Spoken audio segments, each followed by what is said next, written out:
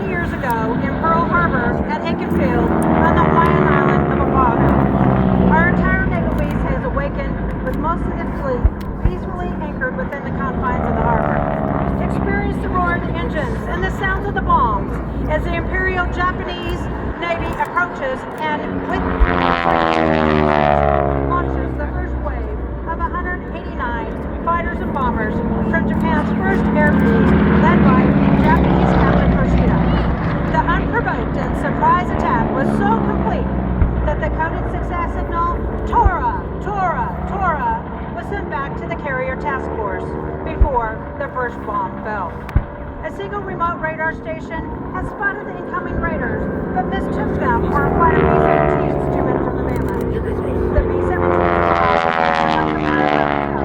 find themselves in a war that had not yet been declared. The attack was from the Japanese aircraft carriers Akagi, Akaga, Hiru, Toru, and the two new carriers, the Shokuku and the Shikuku. The plan was simple: destroy the Pacific Fleet. The raid lasted for a little over 2 horrific and gruesome hours. Yes, you have a purpose, and the Pacific Theater as the story of the attack on Pearl Harbor unfolds right in front of you. When the first bombs began to fall, pilots all over the island jumped into action.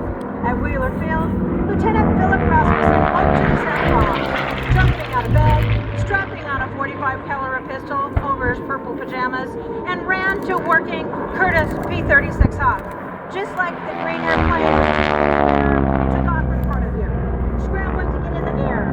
You see, all aircraft on the flight line were ordered to be waiting on alert for days with guns loaded, except for this Sunday morning.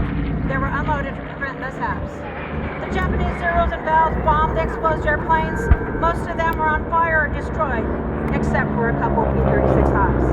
Rasmussen was joined by 4 more P-36 pilots: Louis Sanders, Harry Brown, Gordon Sterling, and Malcolm Mike Moore. They took off to engage the attacking Japanese and managed to shoot down a few of their Zeros, Valves, and Kates. The number of enemy aircraft was incredibly overwhelming. Right there's our speckled Kate right in front of you.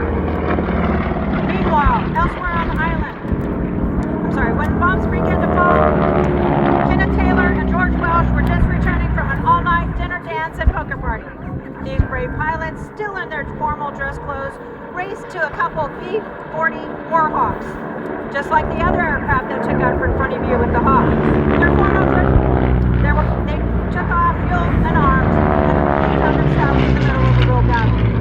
These two pilots caught up with the Japanese close to Pearl Harbor and Field and engaged the Zeros, Valves, and Kates with rounds from their 30 caliber machine guns. However, they quickly ran out. Luckily, they were able to land at Wheeler Field, which is near the center of the island. They refueled and reloaded with 30 and 50 caliber ammo. The two pilots were quickly down to a total of 6 Japanese warplanes before the all planes were disabled. Both pilots received a Distinguished Service Cross for their actions that infamous day. A total of 502 U.S. airplanes were on the ground at the beginning of the attack. Sadly, 188 were totally destroyed. 159 damaged, and only 155 aircraft lay on the ground in various stages of disrepair. The first wave of 189 Japanese Zeros, Valves, and Kates hammered Hawaii.